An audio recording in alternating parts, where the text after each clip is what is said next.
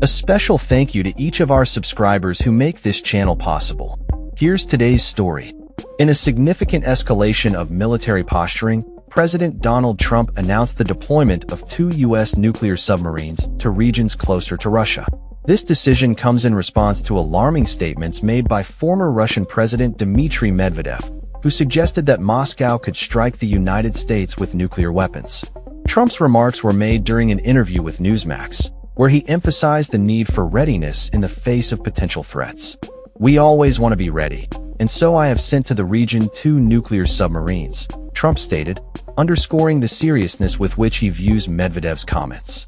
The situation is further complicated by ongoing tensions in Ukraine, where a recent Ukrainian drone attack has targeted Russian military installations, including oil refineries and airfields.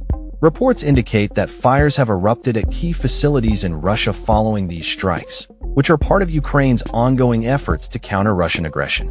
The Ukrainian military has confirmed that drones successfully hit a refinery in Ryazan and a military airfield in Primorsko-Akhtarsk, both of which have been used to launch attacks on Ukraine.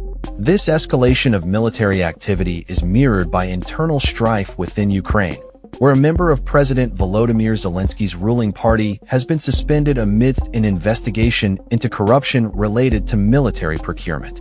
The anti-corruption bodies in Ukraine have uncovered a scheme involving inflated prices for military drones, leading to arrests and a renewed commitment to tackling corruption within the government.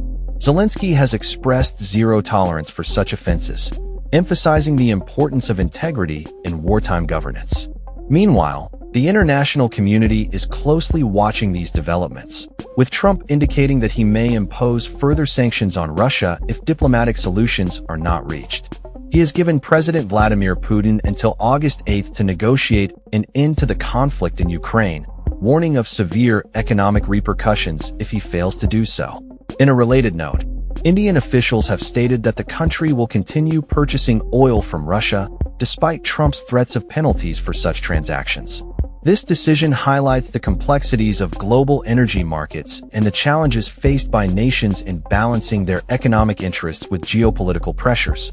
Amidst these tensions, prominent Russian opposition figures like Ilya Yashin are calling for a re-evaluation of Ukraine's status in Europe, arguing that the Ukrainian military is not just defending its own borders, but also protecting European nations from Russian expansionism. As the situation unfolds, the world watches with bated breath, aware that the stakes are higher than ever. The potential for conflict looms large, and the actions taken by both the US and Russia in the coming days could have far-reaching implications for global security and stability. That's all for this story. We upload videos every day covering many different subjects, so hit that subscribe button to stay informed. Thanks for watching.